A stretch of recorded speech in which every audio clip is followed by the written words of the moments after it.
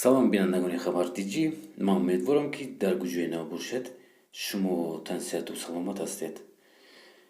ва дар айни замон яке аз масъалаҳои мубрами дар амал ин ба даст овардани шаҳрвандии Русия аз ҷониби шаҳрвандони Тоҷикистон мебошад. рӯйхати пурраи асосҳо, яъне шароити зиндагӣ, ки ба шаҳрвандони Тоҷикистон имкон медиҳад, ки бо тартиби соддатар шаҳрвандии Русияро соҳиб шаванд.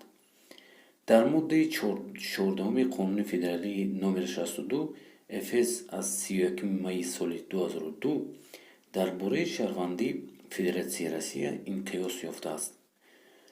агар шаҳрвандии хориҷӣ ақаллан як сабаби имтиёзнок барои дохил шудан ба шаҳрвандии Русияро надошта бошад, ин корро бо тартиби умумӣ кардан мумкин аст.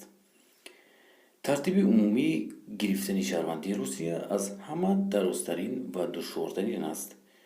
воқеан бораи он ки шаҳрвандии Тоҷикистон барои гирифтани чунин шаҳрвандии Русия бо ҳамин тариқ ариза пешниҳод кунад. ӯ бояд аввал дар қаламрави Федератсияи Русия зиндагӣ кунад, аз рӯзи гирифтани иҷозат барои истиқомат то рӯзи пешниҳоди дархости дахлдор барои 5 сол пайваста бошад. ғайр аз ин, баррасии аризаҳо барои қабули шаҳрвандии Тоҷикистон зикр гардидааст, ки бо амри президент Путин ӯ подписи хударашро монда буд соли 2018, яъне аз соли 2002 то 2018 мо ин хел имконият надоштем.